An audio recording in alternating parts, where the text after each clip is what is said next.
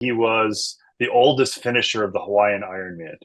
Oh, And wow. one Labor Day weekend, he got up and he lived in the Florida area, and he went for a bike ride with a group of his friends on one of the rails to trails, and he dropped dead off the bike of a massive stroke. And here I am as a mid 30s professor telling these 17, 18, 19 year olds, isn't that great? Isn't that wonderful? And they're looking at me like I'm this macabre person. But contrast those two people that I just described. The one person probably was able to look out her window and say, boy, I wish I could do this. I wish I could play with my grandkids. I wish I could go to the grocery store. The other guy, yes, it sucks for his family and his friends, but he got up that morning saying, I get to ride my bike. I have the physical ability to ride my bike. And then he was dead. Mm. So he didn't have that period of time. If only I could do this, if only I could do that. Hello, everyone. Welcome to the Movement and Performance Podcast, where it is my goal to help people get active and to connect with their body. Today, I have with me Ben Reuter. I found Ben through the NSCA, where he serves as an associate editor-in-chief for the Strength and Conditioning Journal. He's also an associate professor in the Department of Exercise and Sports Science at Pennsylvania Western University. Today, we'll be talking about his mantra, which is movement is a lifestyle. So without further ado, let's get right into it. But I know that's a bit of your mantra as well. I don't know if you word it a little differently, but kind of that movement is a lifestyle, right? So when you say that, what do you mean? Or what is your mantra and why do you take that on? Well, that is my mantra. Movement is a lifestyle. And if you want to expand onto that, movement is a lifestyle because movement is part of what makes life complete. And I know you're a little bit younger than me, but you're old enough that you're fortunate enough to had some parents and some grandparents who unfortunately probably have passed. And if you talk to older people, one of their biggest fears is losing independence, losing freedom, and not being able to do the things that they want. If you've ever been in a situation where you've had to encourage an older family member to give up their driver's license because it's not safe for them to drive, it's very traumatic. But Right. if you talk to older people, and I tell a story about this when I've taught college health classes. When my parents were first married, 1960s, way back then, late 1950s, knew a woman in church who was in her 80s, very sharp cognizantly, very active. She fell and she broke her hip. Mm. And what they did at that point in time is you broke your hip, you were in your 80s, like, well, you're going to die soon enough. So they put you in bed. They didn't do surgery. They didn't do hip replacements, put pins in. And she lived to be well over 100 years old with no cognitive loss. And you Wow. think of the change in the quality of life because from somebody who's pretty active to somebody who can't move because they have a broken hip and they're sitting in bed. And I always would contrast this with this is students a little older than who you work with, but with this would be with a college health class, 18, 19-year-olds. I always contrast this with a guy when I was doing a lot of triathlons that I read about who was in his 80s, 70s to 80s, who started doing triathlons when he retired. And at one point, he was the oldest finisher of the Hawaiian Ironman. Oh, And wow. one Labor Day weekend, he got up and he lived in the Florida area, and he went for a bike ride with a group of his friends on one of the rails to trails. Because if you've been in Florida and you don't want to lose your life on the roads, you go to the rails to trails. And he dropped dead off the bike of a massive stroke. And here I am as a mid 30s professor telling these 17, 18, 19 year olds, isn't that great? Isn't that wonderful? And they're looking at me like I'm this macabre person. But contrast those two people that I just described. The one person probably was able to look out her window and say, boy, I wish I could do this. I wish I could play with my grandkids. I wish I could go to the grocery store. The other guy, yes, it sucks for his family and his friends, but he got up that morning saying, I get to ride my bike. I have the physical ability to ride my bike. And then he was dead. Mm. So he didn't have that period of time. If only I could do this, if only I could do that. And all of us have genetics. We're not going to change our genetics too much. I say this semi sarcastically, semi seriously. I've had some back problems, and I can thank my dad for that because he also has back problems, and it's due to the way we're made structurally. Right. But one of the things that we can do and we have control over is the more active we are, obviously within reason, and we'll get into that more, the more active we stay throughout our lifespan, the less chance we have of not being able to move when we get older, and the less chance we have of having serious problems. I was actually, in preparation for this morning, was looking through, and not only do about 20% of Americans not move at all, Wow. but when you look at people who have chronic diseases, arthritis, various cardiovascular diseases, the percentage of those people that don't move at all or don't move enough is even lower. So one of the things, and I'll put you in this group, I'll put myself in this group, the way we failed is we haven't encouraged people to move. Whether you call it play, whether you call it exercise, whether you call it an active lifestyle. And we as movement professionals, exercise professionals, clearly have missed the boat, because if you look at people who are exercising 10 years ago versus people who are exercising now, we haven't really grown. And you say, well, there's all these new fitness facilities, there's all these new fitness trainers, there's all these new trends, we have more knowledge. But if you think about it with your friends who go to fitness facilities or maintained activity, many of them, you're not gaining more friends who are moving, or more of your friends are moving. They're switching from activity to activity.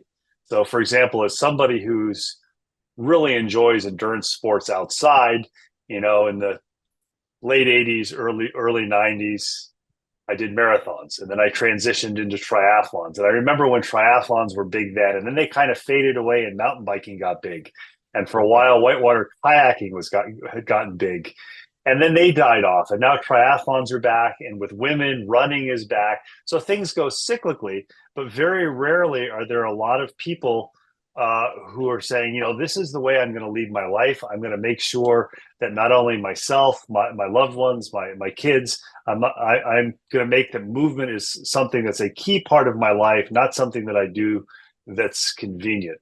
And a really kind of cool thing for somebody I interviewed a few years back, who was the event director of a long running event, 30 plus miles. He said, in the last couple of years, I've gotten the idea that the people who are doing it aren't people who love to move, who love to be outside, who love to be active. They're kind of like, okay, check the box. Done something like this, check the box. Let's move on to the next thing. So let me ask you this, because I feel like there's so many thoughts I had as you were talking there. But so you said, we're the minority. So then how do you think that we can motivate the majority?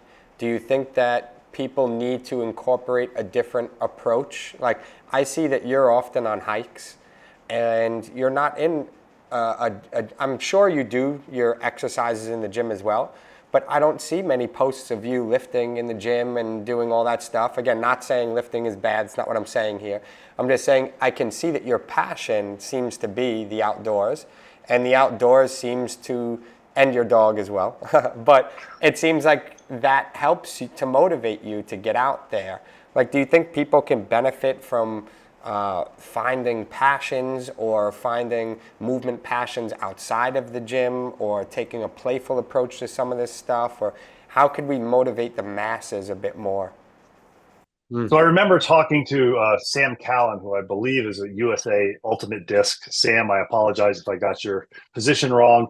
He's in coaching education, and he was a coaching and endurance athlete. I remember him telling me the story that I believe that she had a session for her training for the marathon that was 2 by 20 minutes at whatever the intensity was. And he would look at her training logs, and she would do great on all of the training programs, all of the training sessions, except for this single one. Anytime it was 2 by 20, she never completed it. She always had an excuse. So he asks her, he says, well, what's going on with it? She said, I just can't wrap my mind about it. There's something about it psychologically I can't do. He said, well, what if we did 4 by 10 minutes instead of 2 by 20? She goes, yeah.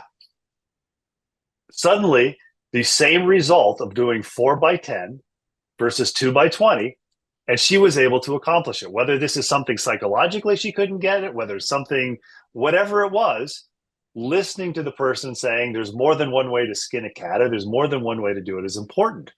So I think what we have set in, and this is where professional organizations are so great, that we have position stands, we have recommendations for what you should do. Looking at it today, you should do 2 to 3 resistance training sessions, 8 to 12 exercises, etc. Aerobic training 3 to 5 times a week for, I believe they're saying 20 to 150 or 20 to 40 minutes a session, 150 to 300 minutes a week. That's great. Those are absolutely phenomenal recommendations. I encourage everybody to do it. On the other hand, a significant portion of Americans are not doing that. So how do we back it up? So if you come to me and you say, hey, Ben, I want to hire you. Of course, we're being facetious, but I want to hire you. I want you to do it. I say, well, okay, Anthony, first thing we're going to do is you need to get on that treadmill and you need to do 20 minutes. Well, first of all, I haven't accommodated. Maybe you hate treadmills. Maybe you've got a bad memory of a treadmill from physical therapy when you were in high school. You just hate the treadmill. Right. I remember when I had shoulder surgery when I was 22 or 23 and I was working in a sports medicine clinic. I told the physical therapist, I'll do anything you want me to do. I will not use the upper body ergometer. It drives me up the wall. It's boring. I'll do anything else. Right. So she was, I will be the first to admit I was a difficult patient. She adapted her training program. So if we've got these recommendations that people aren't following, we've missed the boat. We need to go back and say, what can we get to do to make people more active? Got a good friend of mine when she had young kids. She was working. She met a friend of hers at 5:30 in the morning for a walk. So you got the social activity. You got nobody's doing anything else at 5:30 in the morning. And you've got that psychological component of, boy, my friend's waiting for me. I have to show up. Maybe you're not that 5:30 person. Maybe you're that person that's 8:30 at night. You meet the person around the neighborhood. So I think we can change not change our recommendations, but change the way we approach people to make movement the norm rather than the abnorm. And then once we get somebody doing something, we say, hey, when you're doing this, when you're taking this walk, what about periodically if you speed it up for 20 to 30 seconds? Right. Or do a fartlek training. I mean, one of the things is most of my intensity with my dogs is zone 1, zone 2, maybe zone 2 to zone 3 now that we're down in the mountains of Maryland doing a little more hills, but I go at their pace. And I can tell you that when they go fast, I better go fast too, or they're going to drag me along in the leash. So that's kind of my built-in interval training, et cetera. I'm not really training for an event, or if I am, I'm training as a recreational athlete. So we're not talking the professional athlete, the person who's on a Division I scholarship who has to perform at an everyday level. We're talking for the person who, what we want them to do is we want them to be able to do the things that they love to do, whether it's what I like to do, getting out in the woods, running, biking, hiking, etc. Maybe it's playing golf. Maybe it's getting down on the floor with their grandkids. They don't want to have those regrets because physically their body doesn't allow them to do that.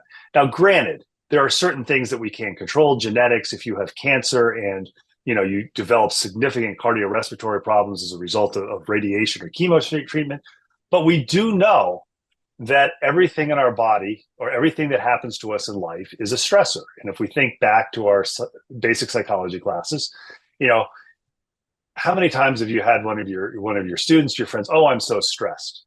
Well, there's good stress or eustress, there's bad stress. Our bodies respond both to good stress and bad stress. So our bodies respond to stress, but it's how we respond to it. And we have to recognize that there are stressors going on throughout our body or throughout our life that we don't even recognize, and our body's responding to them.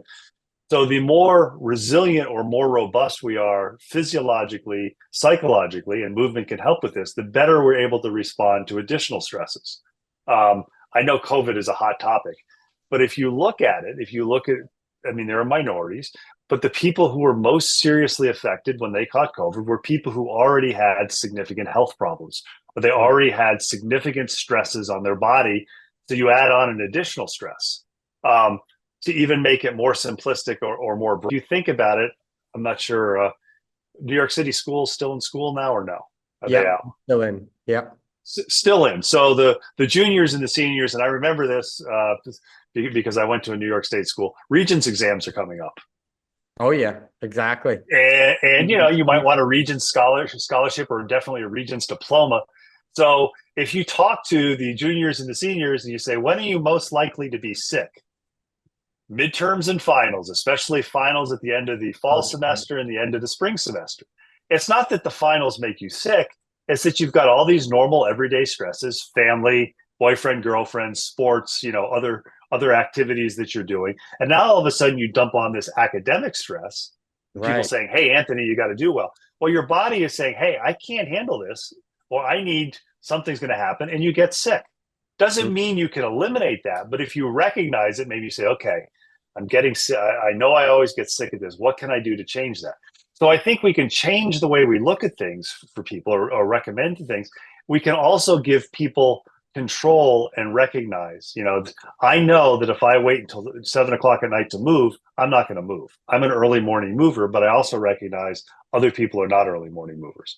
So yeah, I think hopefully in a roundabout way, I answered your questions and said, yes, we can make this a priority. Right. Yeah. There were a lot of, good take home points that I got from that, but it seems like, getting people interested first, right, in something that they're passionate about.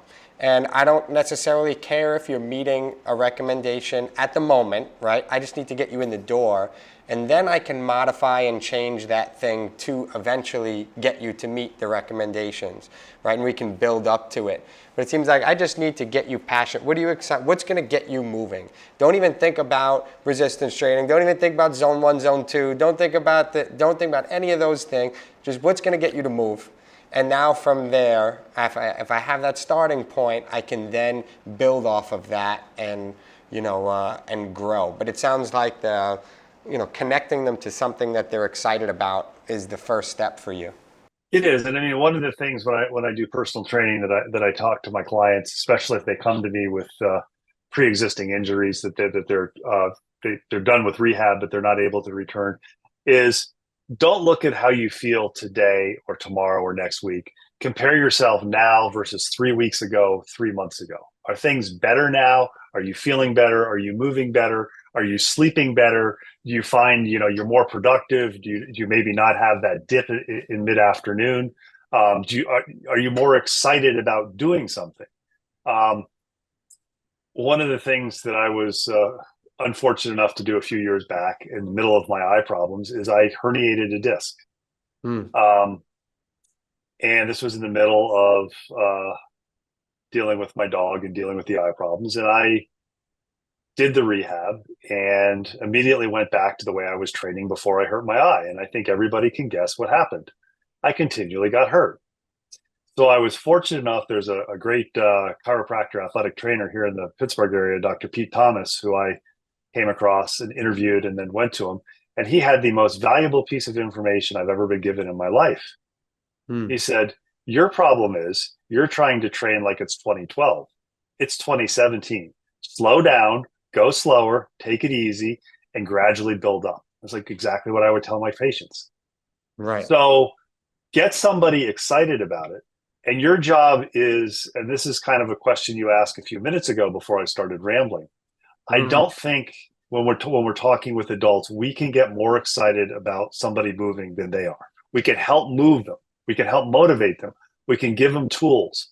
But at the end of the day, if you're having to push them to do it, get them to do that, it's something that they can do, they can be successful with, but I think they're going to be limited long term.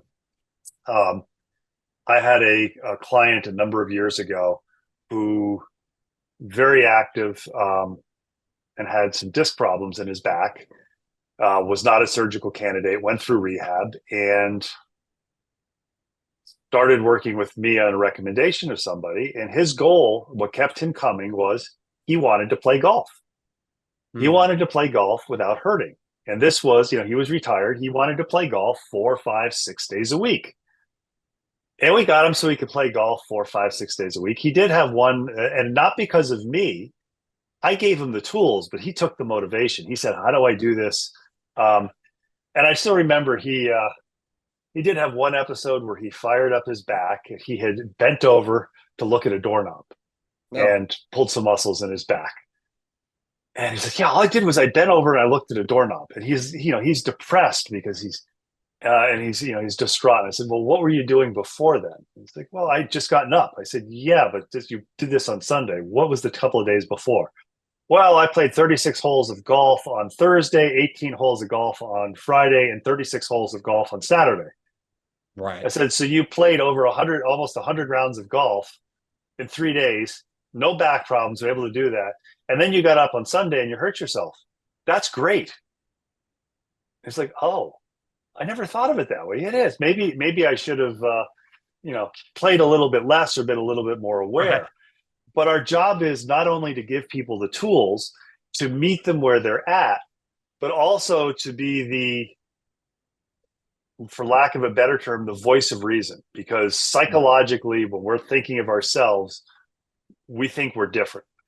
And one of the things I do when I get clients who are motivated and they want to do things for helping them to be the voice of reason and saying, if you feel really bad, this is especially if I'm working with endurance athletes, and you have a training session or movement session planned, rather than saying, I'm going to do that session, go out for 10 or 15 minutes and assess how you feel.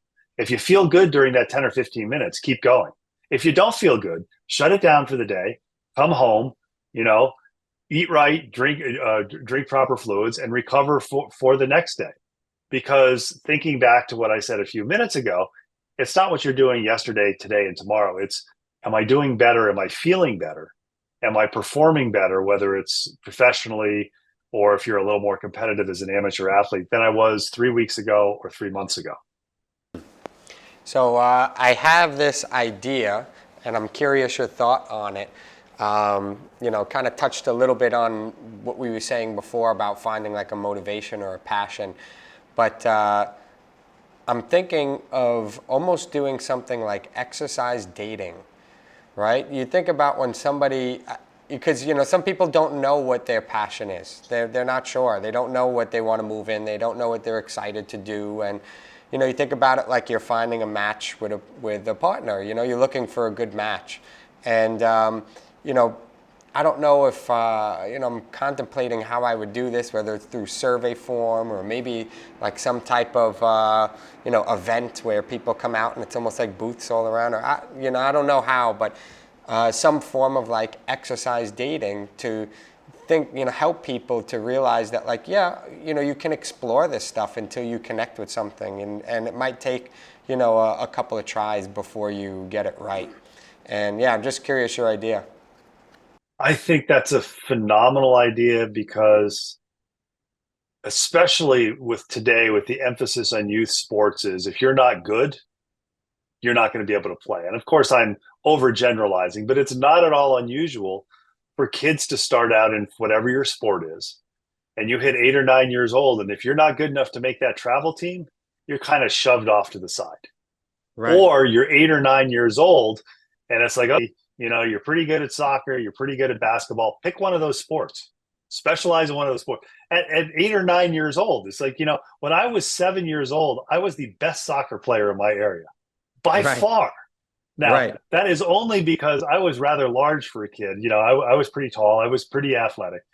Those skill levels, once you got into the technique, as everybody caught up with my size and had better skills, by the time I was 12, I wasn't even close to being the best. So that there are people who maybe have these passions for sports or movements or these abilities or these enjoyments that they've never come across, that they've never had the opportunity to experience. I know one of the things that I've read about that, and I'm going to get the organization wrong, but one of the organizations involved with lacrosse is going into the inner cities because recognizing that there are kids who are in inner cities who have not had the opportunity to be exposed to lacrosse. Yeah. And if you like sports or activities and you're a kid and you like basketball and you like football and you like soccer, you're going to love lacrosse. Right. But if you've never got that exposure to do that, there are people who growing up, they grew up, they did not have active parents. As I said, my parents were not athletic per se, but my dad would throw the baseball with me. He would go on bike rides with me and things like that. And he's 89 now, and he still rides a bike on occasion. And when he gets the time, he'll go and he'll do some mild kayaking and canoeing, and he's better at that than I am.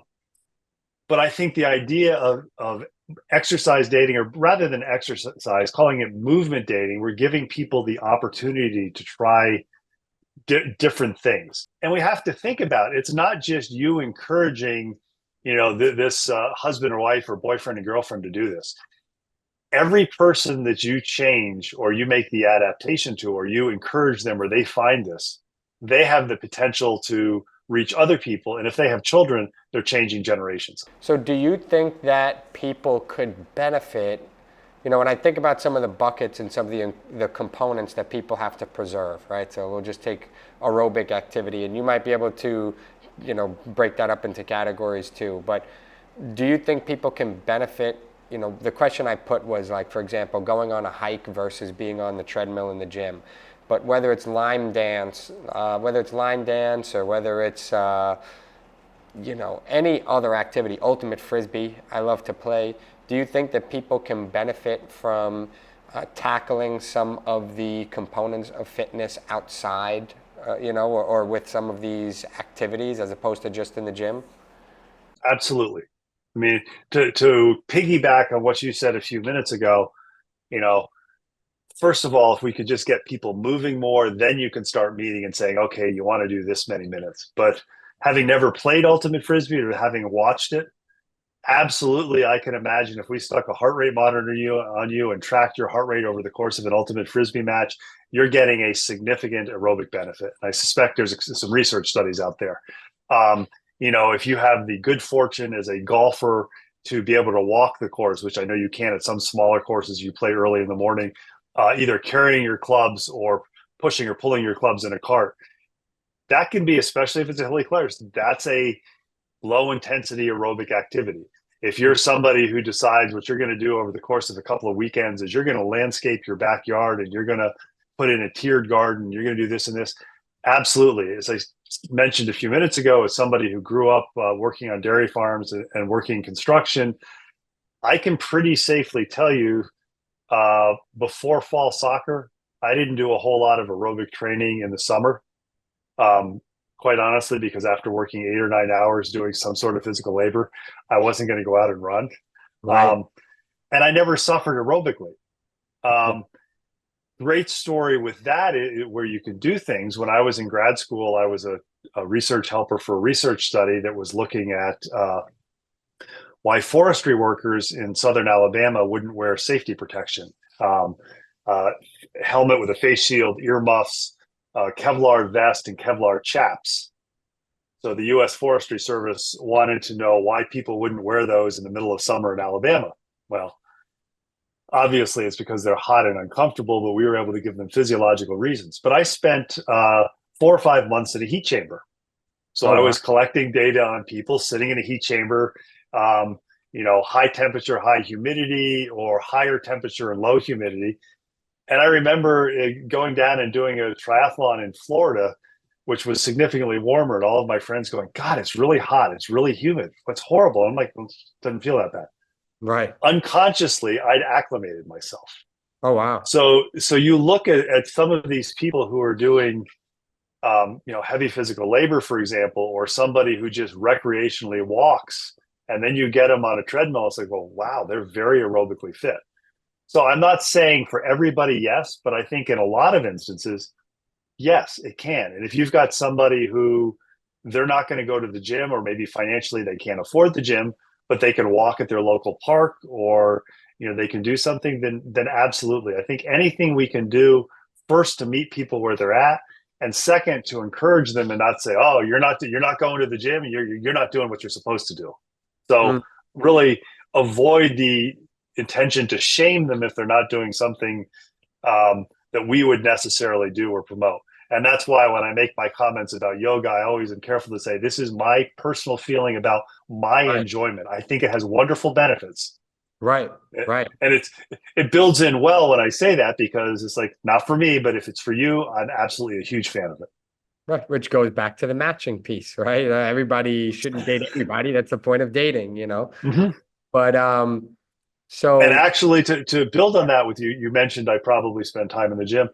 One of the things I do is I have a few kettlebells and a suspension trainer in my backyard. So I can get one of the things we haven't talked about that I think we can talk about too, that I think is interesting, is the increased publicity that you've probably heard of exercise snacks or movement snacks. Have you heard those terms? I've heard it very loosely, not much. Yeah. Essentially what it is just moving periodically throughout the day. So for example, if you're an office worker and you have the ability to put a kettlebell in your office, or to do push-ups, or to walk around the office, you just periodically make a decision throughout the day, just like you would take a snack break or 50 years ago, you take a smoke break, you take a Yep. movement break. Right. Right. And you think that that's a good practice? You're saying, yeah. I Yeah. think that's it's all cumulative. Right. Now, is it ideal? Right. It could be. Because Right. if you say, I just don't have 20 minutes, I don't have, and it could be, there are people whose schedules are so busy with family, with jobs, etc. If it's a travel day, I don't have 20 minutes. Right. But if you make the decision when I get to the airport, you probably have enough time rather than taking the little escalator things, walk. Yeah. And that's like, I have the pull-up bar just hanging in my house. Every time I pass it, I just get a couple in. That's and it's there. It's kind of motivating, and I definitely like. I don't think I've actually heard it that. I feel like I might have heard it before, but it's easy to understand what it is. Exercise snacks, right? But just like exercise dating, it has like a little buzz to it. But I like the way that that's framed. Exercise snacking, that throughout the day you're constantly getting these short bouts of movement. But so, And if you do the exercise snack with your pull-up bar, for example, if your goal is to improve pull-ups, if you do that 5 or 6 times throughout the day, you've accumulated quite a few pull-ups, more than you could do in a single exercise bout if you're saying, I'm going to take 20 minutes and do some sets of pull-ups. right, absolutely, yeah. So, I definitely agree with all that. So getting out there, the hardest part is assessment, right? And I do think that there are some people, by the way, just to mention, I do think there are some people that do enjoy the gym and want to be in the gym, and that's okay too. I'm not shaming that side, and I absolutely love the gym, so that's not like, I'm a lifter, I do all that stuff too, but so I'm not shaming either way. It's just the idea of following some passion. Do you love a structured routine on a treadmill? If you really do, then that's great. Do you love ultimate frisbee? If you do, then that's great. Like, try to find some passion and try to find some excitement. But if someone does choose the ultimate frisbee type of route, are there ways to, or a hike or dancing or whatever, are there some assessments or ways to measure growth along that journey? Like, should people wear heart rate monitors and make sure that they're playing ultimate frisbee for a certain amount of time a week? Like, I have to, I should be getting an hour every Tuesday and Thursday. Should it be, can I structure these things? Can I structure the exercises that are happening outside of the gym? And are there ways to be able to assess them? I got a two-part answer for that. First of all, I'm a techno weenie, so I love heart rate monitors and things like that. Right. But they are tools. Right. And the information can, depending on the tool, and I'm not going to name drop companies or things, but depending on the tool depends on how good the information is. So, for example, if you're measuring heart rate and you're using a polar strap that goes on your chest, or sorry, name brand, did I just stop? A chest strap, Polar or any other company that makes a chest strap that the watch is picking up. Yep. That is regarded as just about as accurate for heart rate as an EKG. Okay, wow. And there has been a lot of research done that's been validated where when you see heart rate, when you're reading the article, they will tell you the heart rate was measured with the XYZ chest strap and the XYZ watch, GPS watch. The chest strap is still better than just the watch? People that are wearing... Yeah, that's what I was going to get into. The watch, which goes on the wrist, moves around more, is depending on the size of the watch. Like, I've got a Coros watch, and it's a 51 millimeter, which I like because I can see the big numbers. That's a big watch. It moves around a lot more than some of the smaller watches. And there's a lot of tissue, tendons, ligaments, etc. So it may not get a good reading. There's also some evidence that some of these devices that work off LED lights, which the watches work off of, can be affected depending on the pigment of your skin, depending if you have tattoos there. Oh, wow. So they might be accurate, they might not be. As an anecdote, for me, if I use the wristwatch, I can manipulate or alter the heart rate on the bicycle depending on how tightly I grip the handlebars. Right. Sorry, there's a big... So its tools are good if they are, and that builds into my second thing. How do you assess if they're not in the gym?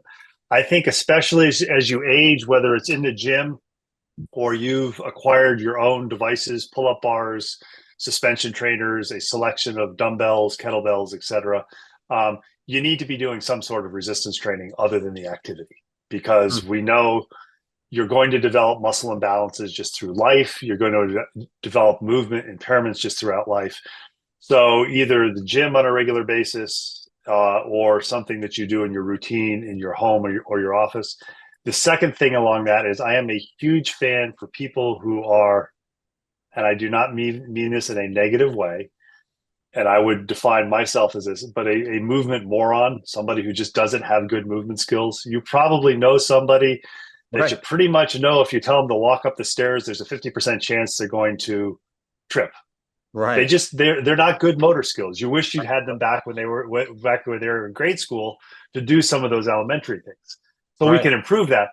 But they don't understand the difference between moving well and not moving well, which is why I'm a huge fan of people periodically hiring a personal trainer who's well suited for them for a number of sessions, a couple of times a year for a few sessions to assess their movement, to design a program that can help them achieve their goals. And there are personal trainers who will do that. I've done that for people where there's like, look, I don't want to see you twice a week or once a week. I want 5 sessions and I'm going to go away and I want to come back in 6 months. Right. So kind of similar to you bring your car in for the inspection, and they say, okay, you need new wiper blades and your left front tire is going bald. We're going to check the alignment. Right. These are things that a well-trained personal trainer can say, man, Anthony, you're playing all this Frisbee. But I'm really noticing, that right shoulder with all that throwing, it's getting a lot more developed than the left shoulder. Let's do something so you're balanced. And then it might occur to you, you might go, oh, well, maybe that's why my left neck is hurting or something. And these are things that you don't even become aware of because you're just so focused on doing that event or activity that you've developed a passion for. Yeah, you hit on a lot of good points there. So when I frame this in my own mind, and you can tell me what you think as well, normally a lot of my aerobic style work, or even anaerobic, all energy system type of stuff, but I tend to do it more so outside of the gym setting. Like I don't use the treadmill and stuff. I do the martial arts. I do a lot of things with rounds and putting on the clock and hitting the bag, and then I also I climb as well. I'm in the climbing gym. There's not much aerobic stuff there, but that'll get into another point that I'm about to make. But a lot of my aerobic work will be, I also do ultimate Frisbee, but it'll be things outside of the gym.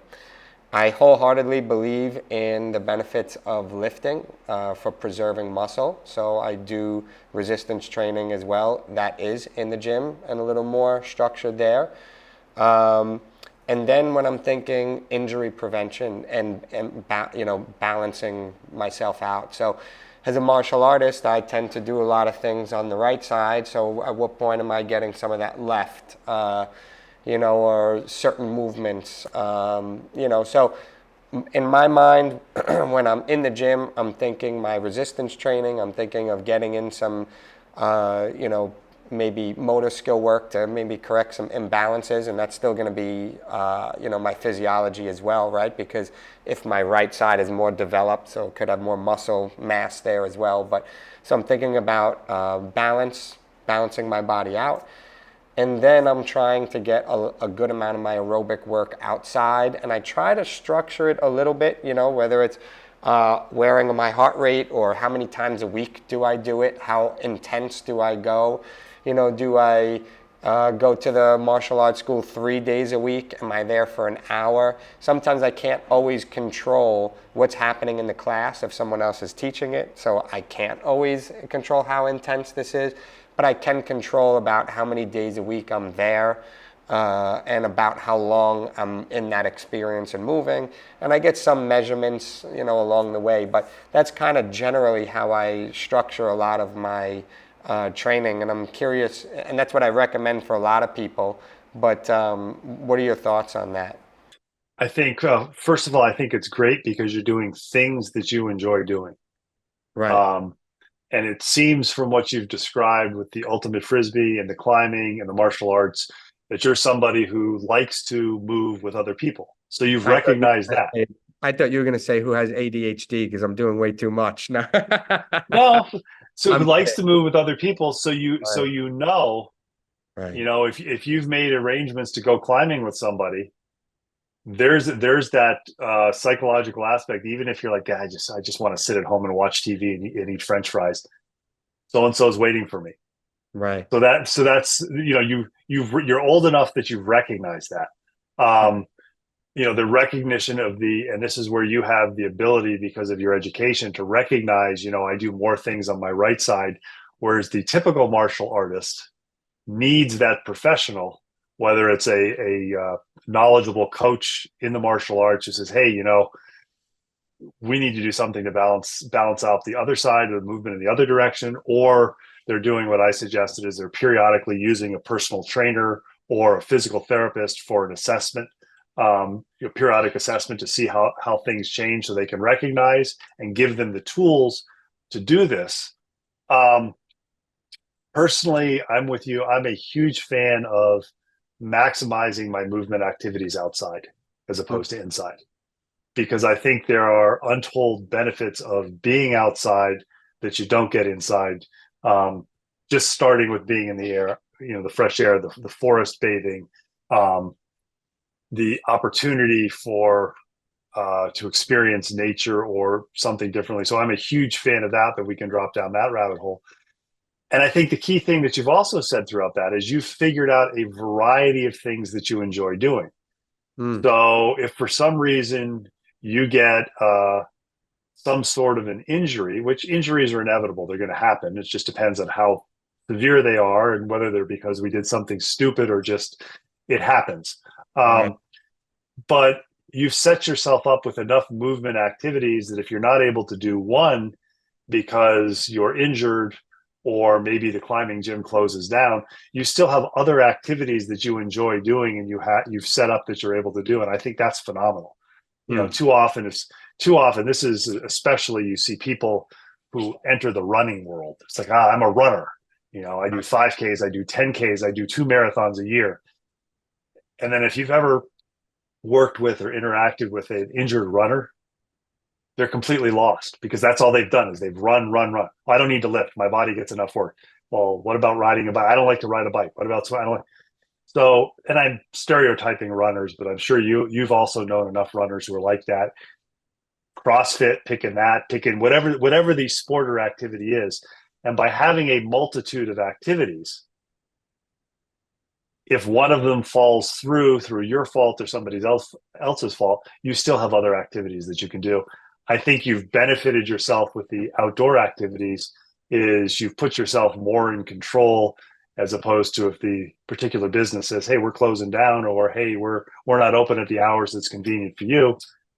You've got the outdoors, which really doesn't have any hours. But that's just my personal bias. Yeah, yeah, I mean, you could go in so many directions with this. I'll try to stay in one area, but one thing I want to mention is the piece about the brain, right? So we mentioned all these other activities, the outdoors. I mean, I really do a lot. I am a physical educator. There's times of years that certain times of the year that I'll shift certain sports. You know, I also do a little kayaking. I love to dance. You know, I love to go out and dance. But all these things, like the benefits for your brain. You know, you're talking about being in the outdoors and connecting with nature. You're talking about being empathetic and connecting with people. You're talking about dynamic environments where you have to respond to things. And when you respond, you have to react. And you're preserving the brain in a whole nother way by being able to be out there and engaging with people in different environments. So, you know, that's a tremendous piece there. And I want to go back to some other stuff, but if there's anything you want to share on that, you can before I drift away. I think the outdoors. Well, one of the things I think with the outdoors is within reason, you can move outdoors almost every day of the year. If it's raining, you get a little wet. Now, obviously, if it's icy, you can't. But if it's extremely hot, maybe not. But I think back a few years ago, it was here in Western Pennsylvania, and it was 0 degrees and a minus 20 wind chill factor. Hmm. And I've got 2 Labradors after 3 days that are bouncing off the walls. And I'm like, I got to do something. I took them into the woods. So I was shielded from the wind. And the ability to take them through the snow, to hear the wind in the background, to just have a different environment that was quiet but not quiet, if that makes sense, Yep. was just phenomenal. And really, it's like, wow. And you realize when you were properly dressed, it wasn't that bad. The outdoors, no walk, kayak, or whatever is the same. I mean, one of the cool things that we do is we do video movement tips that we publish. And one of the things we did fairly recently, and I'm sure I've mentioned it before, is find a place or places in the outdoors that you enjoy and go there at different times of the year. So if you've got a favorite trail that you like to walk on, go there in the fall, the leaves down, and to do that is beautiful. Then you go in the winter and it's so much more stark, and you go in the spring. We've got a couple trails we've been biking, and the cool thing with social media is things pop back up, and you're on a trail now and it's so green, and a video will pop up from 6 months ago. It's like, that's an entirely different place. So I think I'm with you, and I think encouraging people to do movement activities outside is important. I totally agree. Um, so another little piece to mention, when it comes to, so one of the things I think about is assessment in regard to health benefits, right? For most of us, it's just about health and maybe health span, lifespan, not necessarily trying to be the best performer in the world. I just want to know I'm good, right? So I think not everybody has access to it, but a VO2 max test seems to determine a lot, right? So it's kind of like, hey, if you could take this test every once in a while and see where you're at least you'll have a good idea of if you need more or less, right? So not everybody has access to it, but in New York City, there are actually little areas that pop up, or I don't know, there's different businesses that offer things like that nowadays that I guess it's starting to buzz, where you could do a VO2 max, or you could do a complete health span type of test for, $400 or something like that. And you know what, it might not be the worst thing, to pay for, every once in a while. But so that's a big thing always on my mind. And when I think about that, I'm thinking about aerobic, endurance training, stuff like that.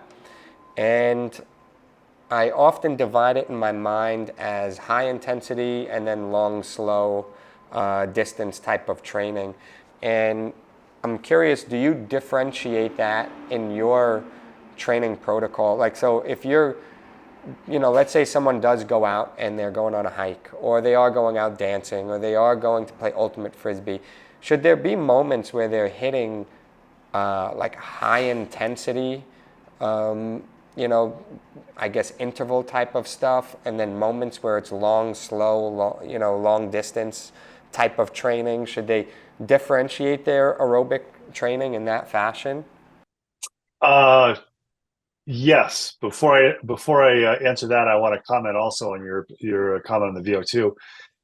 Other places where people may be able to get VO2 and other fitness assessments, if they're near a university that offers an exercise science or health promotion degree, there may be a health promotion lab that they could go into, and they'll get students under the supervision of a professor. Or there are also increasing numbers of clinics run by physical therapists or potentially chiropractors that have exercise physiologists on staff where they'll do that assessment also. Fairly common with runners, for example. Runners probably know a physical therapist who does that. But it's a growing number because, as you said, people want to be able to quantify and say, am I doing the right thing? In regards to exercise aerobically or cardiovascularly at different intensities, I think we always have a need to remember that at higher intensities, you're more likely to get injured because you're moving harder, you're putting greater stress on your body, but you still need to do that. And a great rule of thumb, you can cheat it, is 10 to 15% max at that higher intensity stuff, that high zone 3, zone 4. If you're training a lot aerobically, a little bit in zone 5 for that speed work, and the majority of time in zone 1 and zone 2 at the lower heart rates. Now, I will be the first to admit that you can do less work or do less activity at those higher intensities to achieve physiological fitness than it would take at the lower intensities. But at the same time, you are increasing your risk of injury. And I would argue that unless you're a competitive athlete, that 10 to maybe 15% rule is a good idea to follow, because you finish your day, you've been sitting at the desk all day, you've got to make that 5 o'clock HIIT class. You're not getting there at 4:30 and spending 30 minutes warming up, doing your mobility work. And if you're paying for that class, you're not spending the first 20 minutes of the 40-minute class preparing yourself for that 20 minutes. So I'm a big fan of doing the higher intensity stuff, but in moderation. One of the things that I enjoy, that I'm sure you found also with the outdoor activities, is the terrain can be a great moderator of that intensity. So that if you want, hills are nature's intervals. If you run or walk, or I remember moving up here from Florida over 20 years ago, and it took me about 3 years to become reacclimated with what it felt like to climb hills. Oh, So wow. big fan of the different intensities, but saying most people, for a health aspect, to do mostly the lower intensity and kind of have a little bit of the higher intensity. So the lower intensity is the sundae, the high intensity is the cherry on top, to use a way to think of it. Yeah, and I guess what I was getting at there is one better for preserving something like a VO2 max? I think they should do both. There's two rules or two thought processes. You should do more high intensity but less activity total. I'm more of a fan of do more lower intensity, more total volume, less intensity. So you kind of do that little bit of the higher intensity. And I say that not only for the VO2 max benefits, but also the other potential benefits you can get from increasing your movement. Right. Now, I also would recognize that there are some people that's like, look, I don't have time to do this much. So Right. I'm not saying if you don't have time to do low intensity, then don't do anything. I'm saying, okay, do the high intensity. Recognize you're limiting your low intensity, but say, be very aware that it's very easy to forget that a little bit goes a long way. You do a 40-minute low intensity movement exercise, whether it's a walk or a bike or a jog or whatever you want to call it, inline skating, versus 40 minutes of high intensity training, whether it's a kettlebell routine or something, it's going to take you longer to recover from that 40-minute high intensity than that 40-minute low intensity. So just touching the piece on assessment just a little bit more, because I think about, or we touch on a lot of, movement as a lifestyle and some things that hit on exercise design. And but we mentioned the piece about assessment, or I like to mention assessment, because sometimes as I'm bringing these things outside of the gym and into my life more, I still want to measure progress and know that I'm doing the right thing. And so you mentioned that people can go to local colleges potentially. I'm curious, would they just send an email to the department? They would send an email to the department, basically saying, do you do fitness evaluations for the general public? I understand there's a fee. It may be, one of the things that I did when I was not in school but living in Atlanta is I checked for research studies, and I was in a couple of research studies. So depending on the university, depending on who you are, you may also qualify for a research study where you can get that VO2 max testing, or if they're doing resistance training or whatever it is, depending on what they're doing. And if you meet their subject match, you can get a complete evaluation just for being a subject. Right. That's great. So what are some of the other assessments? So VO2 max is a great one for people to do. Are there any other assessments you might recommend or put on people's radar to just, in particular for health span and just maintaining health? I am a huge fan of people periodically, and this is very individual for who you go to. So I'm going to say it may be a physical therapist, it may be a chiropractor, it may be a personal trainer, it may be a certified athletic trainer. It depends. Right. So just using myself as an example, I go to a gentleman here in Pittsburgh, Dr. Pete Thomas, who is a chiropractor and athletic trainer, specifically for movement assessment and picking apart the way I move and giving me critiques of my resistance training, mobility work once every 3 or 4 weeks. That's probably a little excessive. Because he can look at it. He's one of those people, and you've probably known these, and that's why I said it may be a chiropractor, it may be a personal trainer, it may be an athletic trainer, it may be a physical therapist. It depends on the person. There are people who are gifted movement watchers.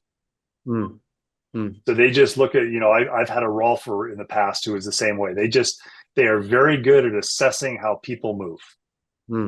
And they're very good at looking how you move and then using that, how you individually, giving you movement tips or exercises that can address your, I don't want to say abnormalities, quirks, unique things. And that's where I think the assessment comes in. So it doesn't necessarily have to be an official where you walk out with a piece of paper per se, but it can.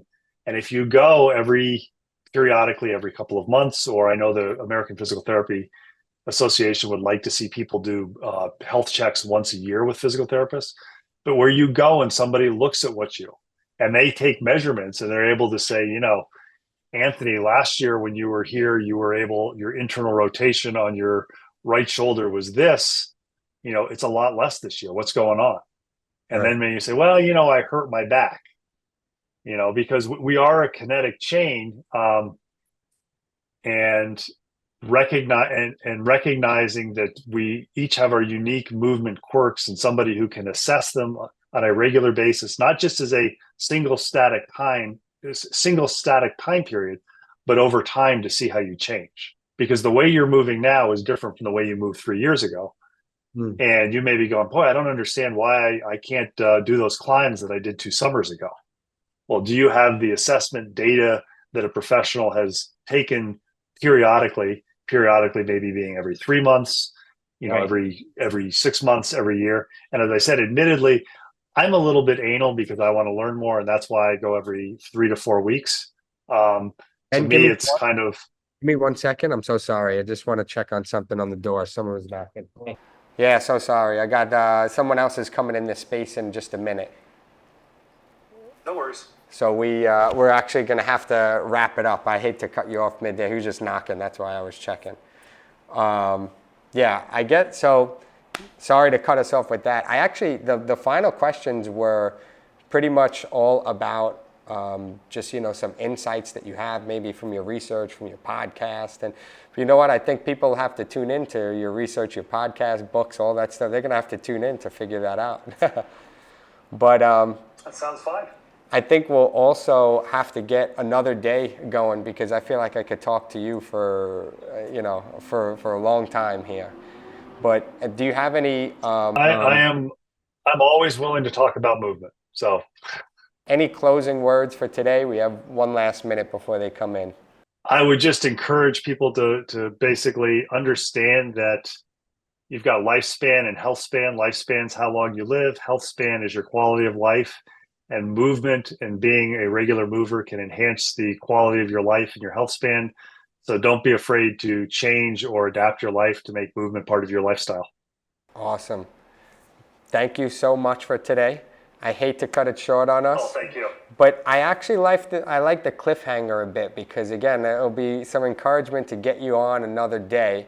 And I mean, tons of insight. I'll continue to, post some of this stuff on Instagram so people could check you out as well. And I appreciate your time. Very cool. I enjoyed it.